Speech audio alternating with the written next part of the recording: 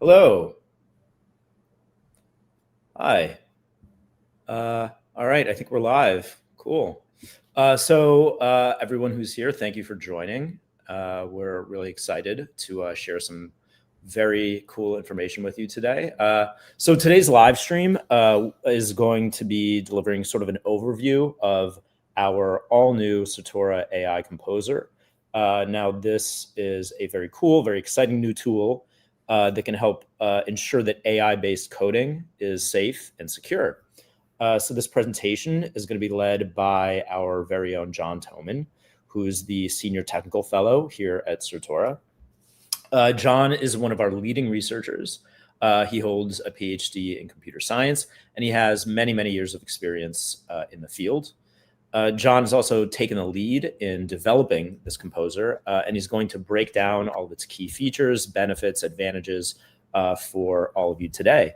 And he's also going to answer any questions that you might have at the very end of our session. We're going to carve out a bit of time for that. So don't worry, if you've got any queries, we will get to them. All right, I'm going to hand it over to you, John. Take it away. Thank you, Ilya. Right, as Ilya said in his very kind introduction, I'm John Toman. I'm going to be talking about this AI Composer, which is this product that is, as the title of this slide presentation suggests, is all about harnessing LLMs or AI to generate secure code. So AI Composer is what we're calling this prototype for using AI and formal verification together to generate secure code. As anyone who's done software development this year knows, AI coding has really sort of taken over the software development zeitgeist. And the reasons for this are clear. AI can write code very, very quickly, quicker than most humans can, but not always safely. If anyone here has taken the time to use something like Claude Code or ChatGPT or Cursor, you know that very often it gets very close to what you want, but there's always some slight little subtle bug in it.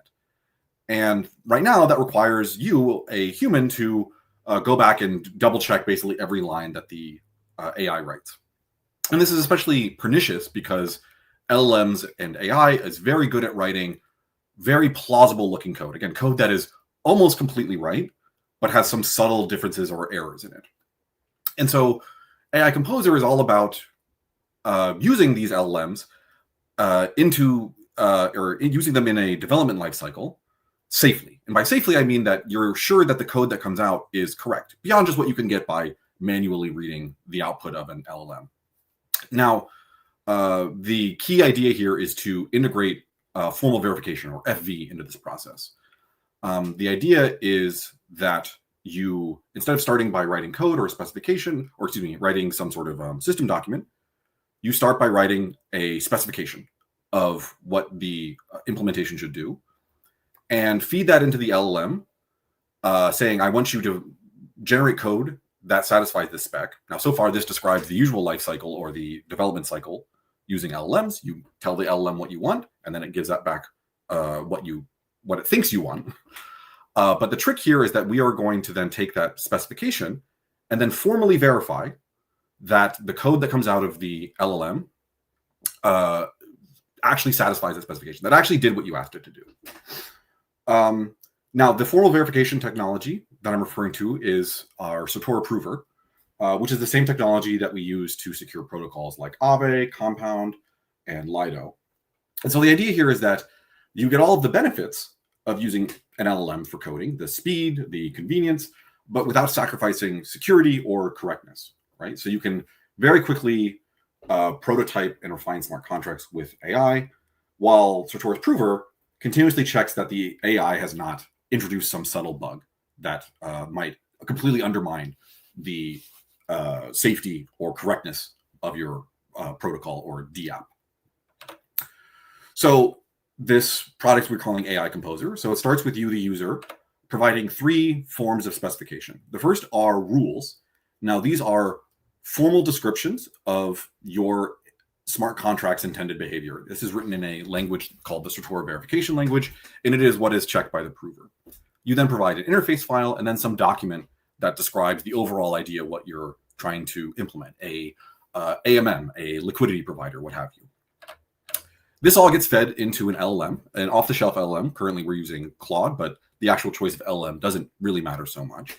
And along with a prompt that says, please generate an implementation. Now, again, so far, this is very similar to what would happen if you used Claude code. You sort of feed in some specification, say, please implement this.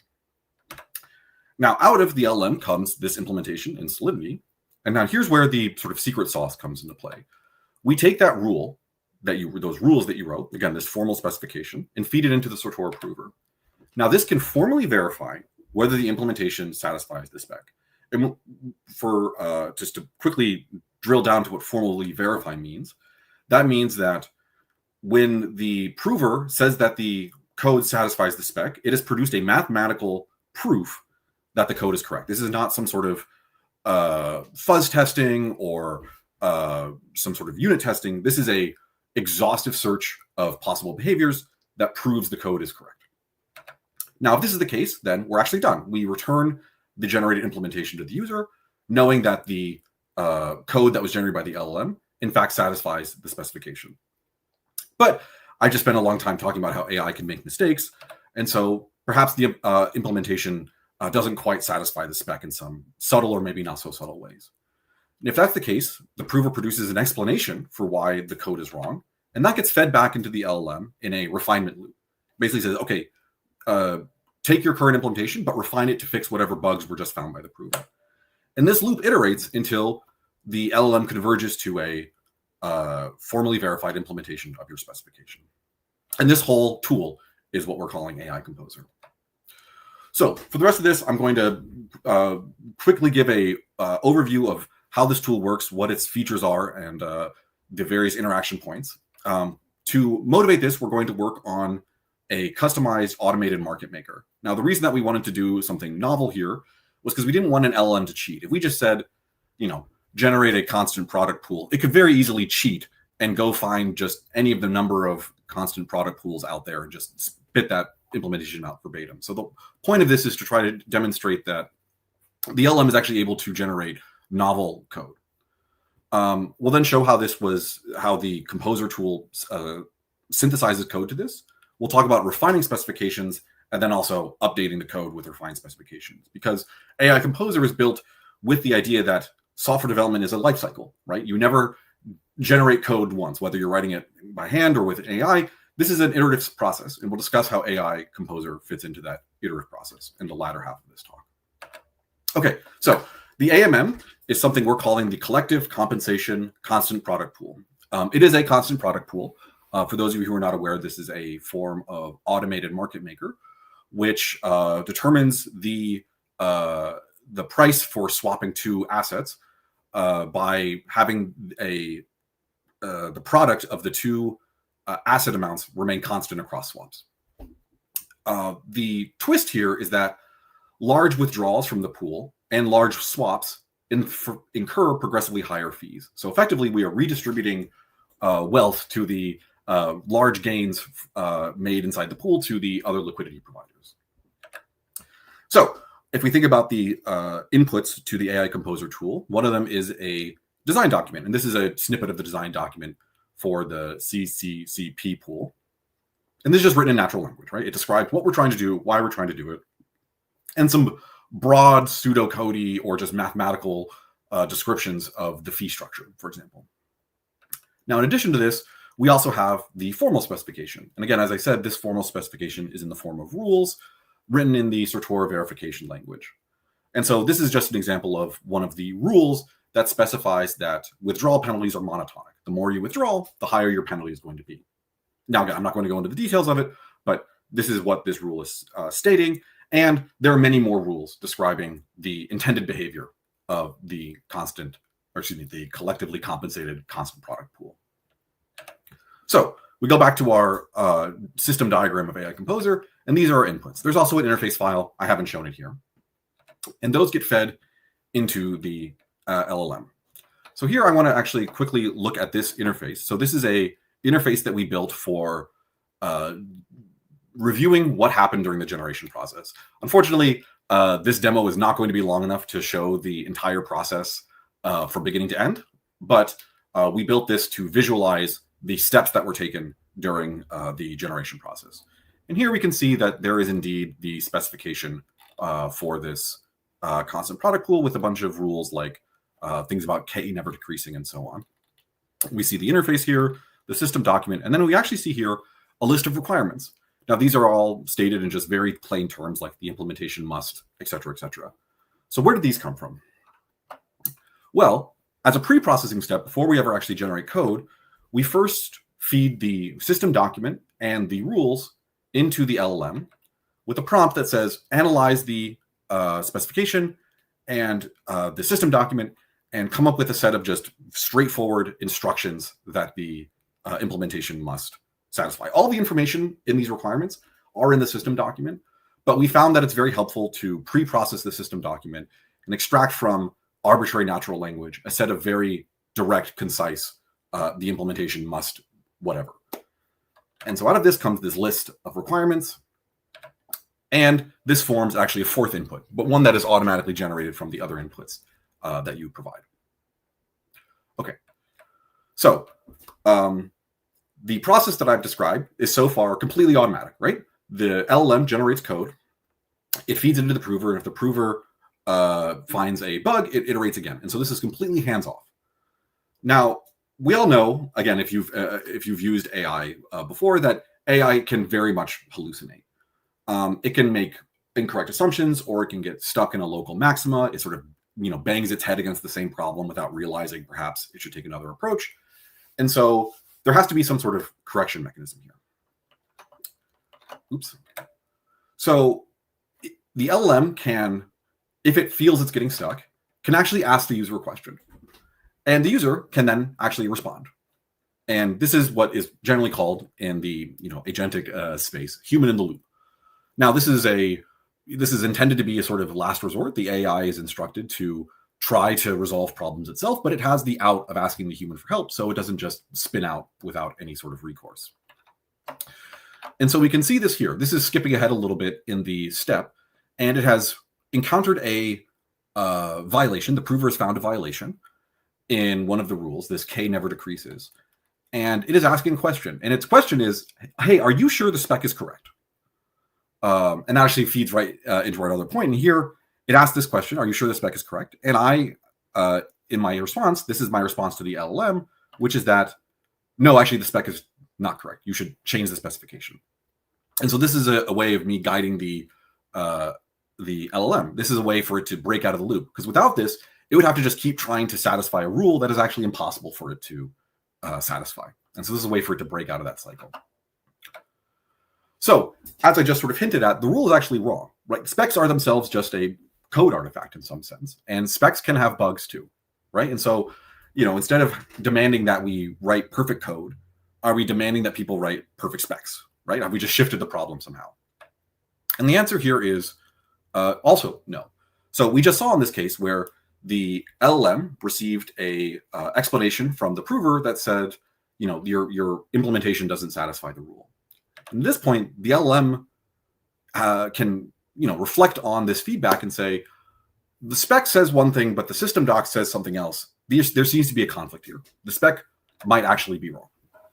And at this point, the LLM is allowed to propose changes to the user. And this is presented as a diff of the specification. And so we can see here that this is exactly what it's done here. It is asked to change the specification. The LLM cannot unilaterally change the spec, because that would allow it to basically set its own goalposts and completely undermine the whole point of the tool. So we see here that it's proposed a specification change, and it gives an explanation for why it's doing this. Now, the user has a couple of ways of responding to this.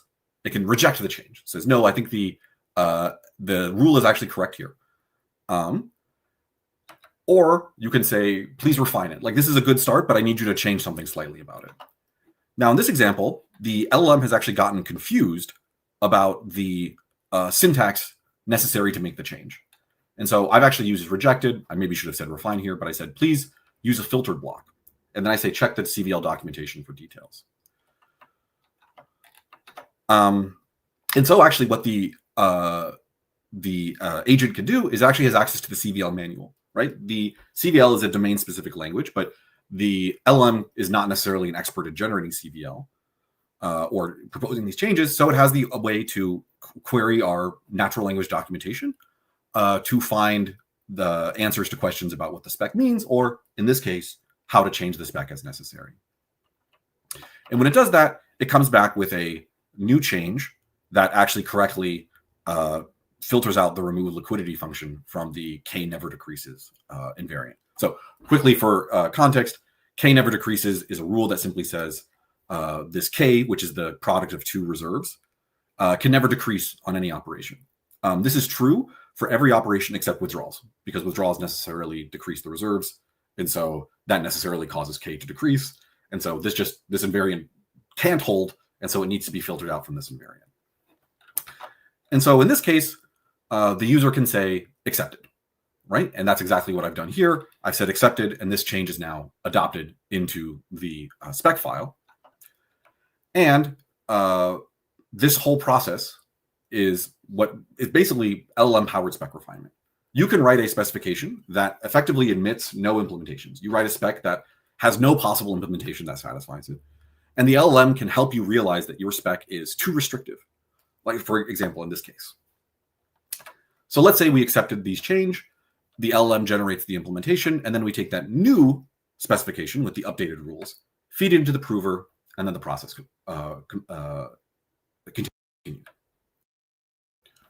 So I asked just now with the proposed spec change, do we need to have perfect specs from the start?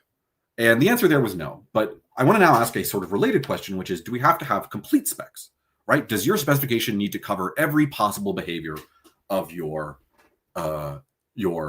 intended protocol or DApp, right? And I mentioned this at the beginning of the talk, which is that software development is a life cycle. Specifications change, they get refined, they get new features get added, and so on. And so to sort of motivate this further, are we aiming for 100%? And so to motivate this, let's go back to our AMM here. And we've actually generated a complete implementation. It took some number of iterations and several spec refinements, but we actually managed to implement the collectively compensated constant product pool without ever writing any code. And because of our spec, we know that big withdrawals incur progressively higher fees. But nothing actually stops the user from just calling withdrawal in a loop, right? And so basically skipping these larger fees by just spreading them out across several smaller withdrawal operations. And this is a big problem. This completely undermines what we're trying to accomplish here with the CCCP pool. So the course is just, we refine the spec. We can add a new rule that says that users can only do one withdrawal per block. And this is a way to prevent this sort of trickery here. This requires you to at least spread withdrawals across several blocks as a way to undermine this backdoor, if you will. And this is a rule that we could add to the specification to do this. But does this mean we have to start over? We could, of course, take the original rules we wrote, add in the new rules, and then start the whole process all over again. This isn't very good because we would have to answer all of the same questions, learn the new implementation again. Perhaps someone's already started integrating with the new implementation, the old implementation, and now they have to completely relearn the new implementation, its interface, and so on. So this isn't very good. So this is what we call meta iteration, this idea of taking the code that was generated by a previous execution of AI Composer and then refining it with updated or changed specifications. So we take our refined rules, that happens during part of this some sort of review process. And then we also take the old implementation that was generated by a previous run of AI Composer, and this could be several files, of course, plus some memories that we instruct the LLM to save. Every time the LLM completes a process, it saves some sort of notes for itself describing its thinking process, lessons it learned, and so on. And we feed that into the LLM, along with a slightly adjusted prompt that says simply update the implementation instead of generating a new implementation. Now, the LLM is also prompted to try to make these changes as minimal as possible, right? In the worst case, it could absolutely just throw away the old implementation and completely generate a new implementation. That's not ideal. So we explicitly prompt it to try to make these changes as minimal as possible. And to demonstrate this, this is a run from a new version of the specification that includes this new rule here. And we can actually click this, and we see that at the bottom of this file, we've added this new rule here. And we see here that the AI is analyzing the changes. It's thinking about what's changed and what needs to be done. And so it just realizes I just need to add some bookkeeping to remove withdrawal. And this is the entirety of the change that it makes. It adds, what is this, 7 lines along with some comments to enforce this. And then the rest of the implementation remains completely unchanged. And this is, in fact, the only change it makes. After it then reruns all the rules. It checks that the new rule is satisfied. It checks that it hasn't somehow broken all the old behavior, and then delivers this new deliverable to the user.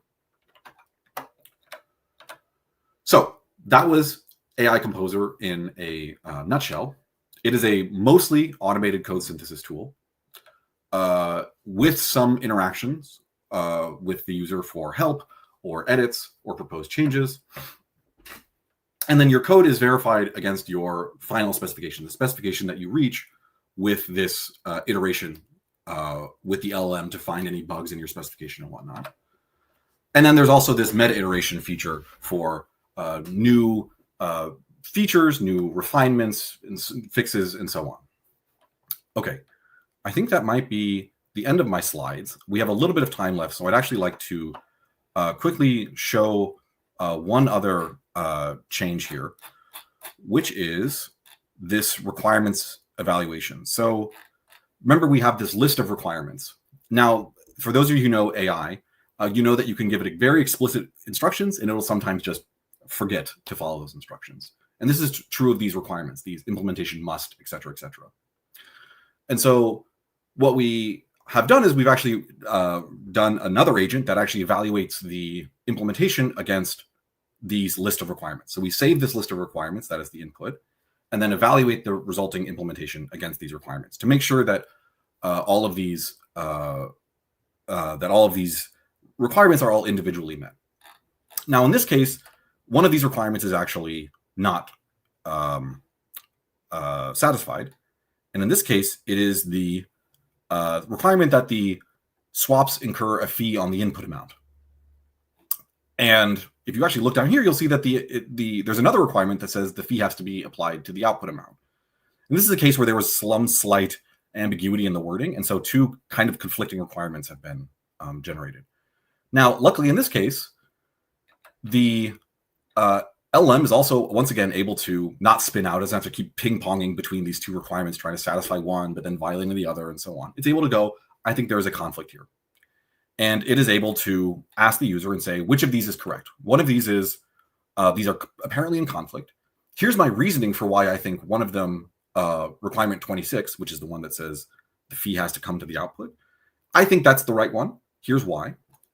What should I do? And this is a case where the user can provide this sort of escape valve mechanism, where it asks, after asking me, it then says, I want to skip verifying requirement number 23, which is the one that the requirements analyzer said was not acceptable.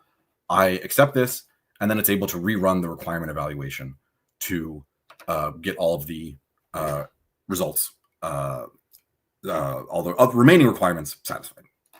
And so we get that nice all green, and then shortly after this, we get the completed deliverable. Okay. That, I believe, is... right. So we do have one more slide, and that is to say that the AI Composer is now open source.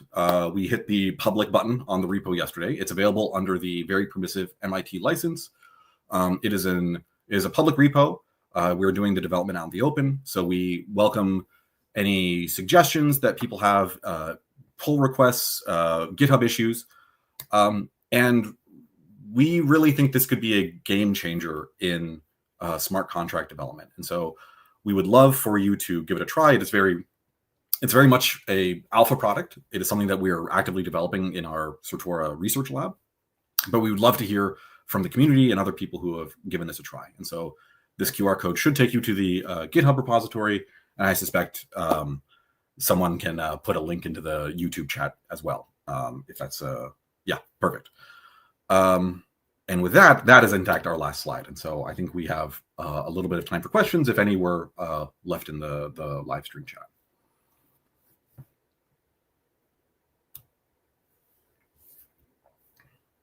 Oh wait, how do I do this? I'm gonna go over here. Okay, let's see. I see a question here. Is Certora starting to extend the AI Composer for Solana, Stellar, or Sui devs? This is a great question.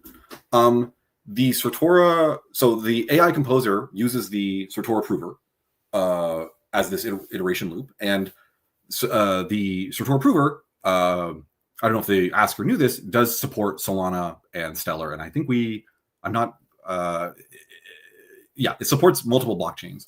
So by changing the prompt slightly, we can absolutely support this. It's not baked in right now. It is very much designed to work with the Solidity workflow. Yeah, it says, I see also here a question that says, it seems the tool requires the dev to obtain CBL specs.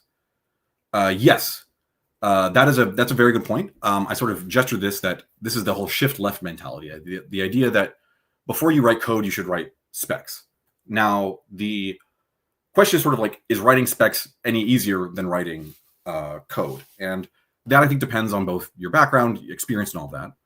I will say that the specification that I originally used for this collectively compensated constant product pool was actually originally generated by an LLM as well. I gave it the system document and said, please write some rules based on this. And it wrote some rules that were, first of all, not syntactically correct. And other than them had errors in them, like this K never increases. And I spot check these. I didn't just feed these in directly. But I don't think that you have to just come up with rules out of nowhere. You are able to use AI to help you write the initial rules. And then we also are working on other ways of generating rules internally as well, using AI tooling. But they're out of scope for this demo. But thank you for the question. Sort of provide an LM fine-tuned on specs by Certora engineers. That's a good question. I don't think we have the GPUs to train our own LLM, but I believe we are working on using the corpus of specs, because there are, Certora has been in this space for over 5 years now, and there are a lot of specs that have been written for a lot of protocols. I think we mentioned that we use this for securing Aave, Lido, Compound, etc. And so those are all very good reference implementations. And so those can be absolutely given to the LLM to generate specifications using MCP or RAG or whatever. Whether we would actually go so far as to train a model ourselves, hard to say, but I think we can use the existing knowledge base of specs essentially to help AI generate the sort of specifications you would eventually then use with AI Composer. Great question. Thank you.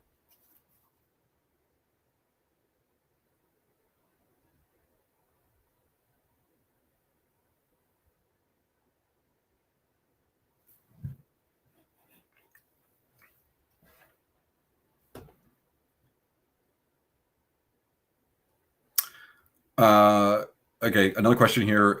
It seems to be more efficient for the AI coder to iterate over quick test first. Yes, that is actually a branch that we have currently development. Like I said, it's still very much an active development. We have a way for you to write Foundry tests, or we're working on a way to integrate Foundry tests into the tool. And so this becomes one of the many different acceptance oracles, we call them. So it's not just the prover, although that's sort of the one that gives you the strongest guarantees. This whole idea is that we have an LLM that generates an implementation, and then a bunch of oracles essentially that determine whether or not the implementation is good.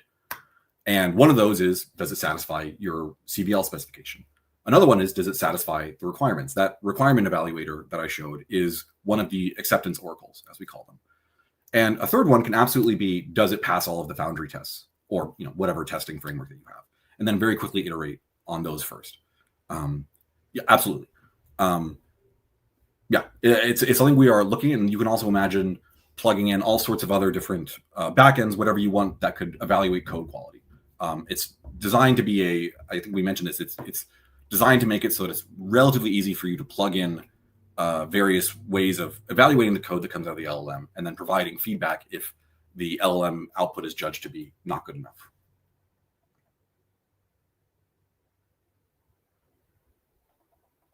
Is there another one here? Let's see. Will a feature be added to do test or development simple test before it? Yeah, I think I've answered that question. The test-driven development. Yeah.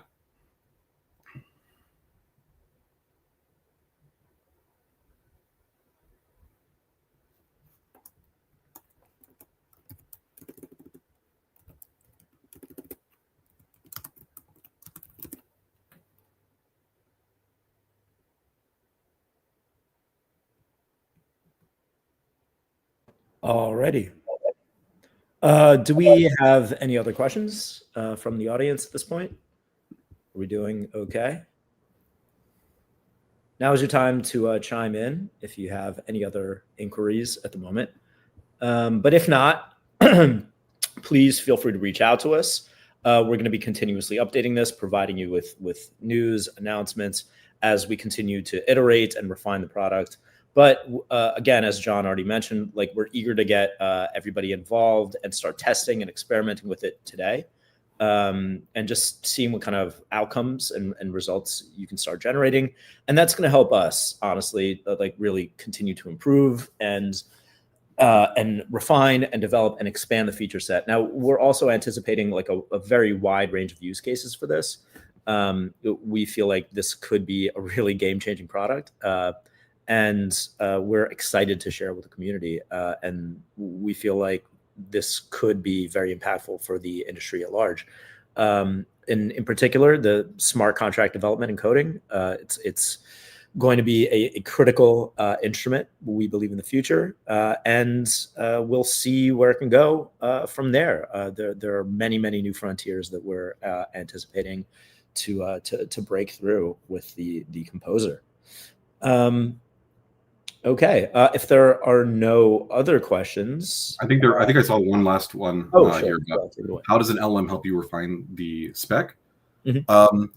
The LLM, so there is a sort of, at the risk of being a little too technical here, there is a rule that basically says, a well-known result that says every spec has to have some other spec that can't be checked. This is just a well-known thing that you can't check the spec because what you're checking the spec against is itself a spec, and how do you check that, and so on and so forth. So with that said, there's no sort of formal tool that will verify the entire stack, right? At some point, it comes down to interpreting human intention. Now, with that said, the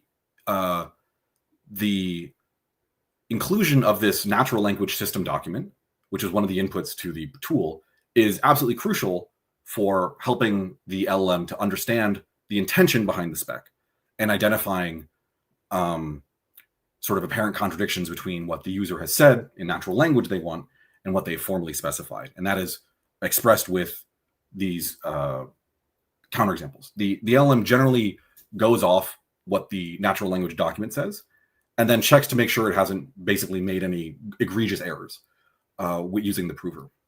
And so if it has identified a apparent contradiction, that's when it asks the user for help. But in terms of the formal tool is just the prover. It tells you when the formal spec is violated, and it will tell you on behavior that seems otherwise okay, right? It'll in the counterexample, it will show a specific trace that says, here's what happened. Some user withdrew this amount of funds, et cetera, et cetera. And if that use case looks legitimate, the LLM can hypothesize that the spec is actually wrong, that this violation is in fact spurious. Yeah. Well, thank you for the question.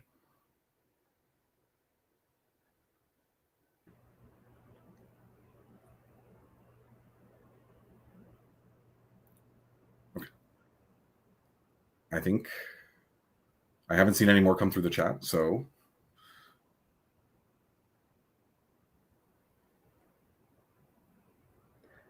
Yeah, and if you can't think of a question now, or one comes to you later on, feel free to ping us. We're always available. We're happy to respond, whether through our social channels or through Discord.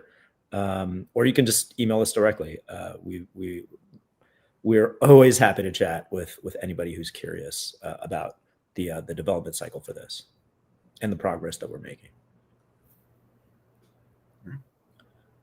All right. Thank you, everyone. Yeah, thank you so much for joining. And stay tuned. We're going to have plenty more coming up over the next few weeks and months. Yeah, this is an exciting new chapter. And we're thrilled that you could all attend and be a part of it and see where this takes us into the future. Thank you, John, by the way, also. Thank you. Yeah. Thank you, everyone. Great. We will be in touch soon.